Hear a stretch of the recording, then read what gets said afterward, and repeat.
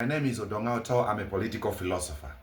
I have seen a lot of comments on social media on the statements made by President Yoweri Kaguta Museveni on access to the sea. Some analysts and cynics have even saying this is an act of war. This is aggression. I want to bring a political philosophy perspective. There is a huge debate in political philosophy whether access to the sea should be declared a universal human right. We all know in 1982, there was a UN conference on the law of the sea.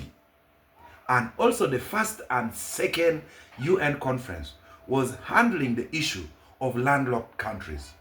As of now, there are 44 landlocked countries. And the least developed landlocked countries are 33, Uganda inclusive.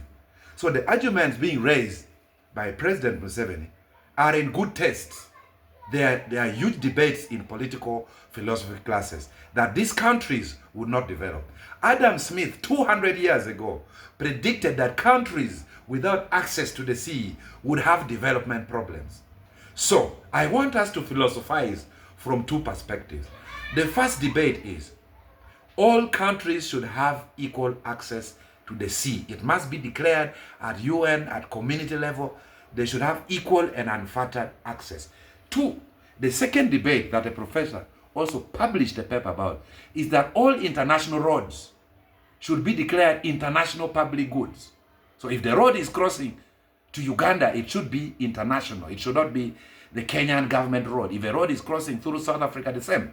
So the debate is not only about the sea. The debate is also access to the sea.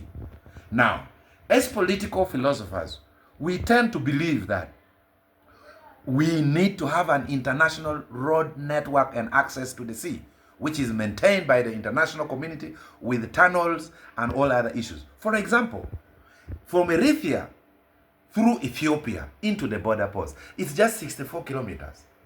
But the disadvantage of Eritrea crossing through Ethiopia, which brought several wars and skirmishes, is that they have to rely, one, on the political moods, two, on the administrative bureaucracies of the other country. So I would agree with the views in the Human Development Report of 2002 that access to the sea should be declared a universal right so that the least developed countries can also grow. So those ranting and making negative comments about what the president of Uganda said, I don't agree with that. The debate is widely open. And humanity is humanity.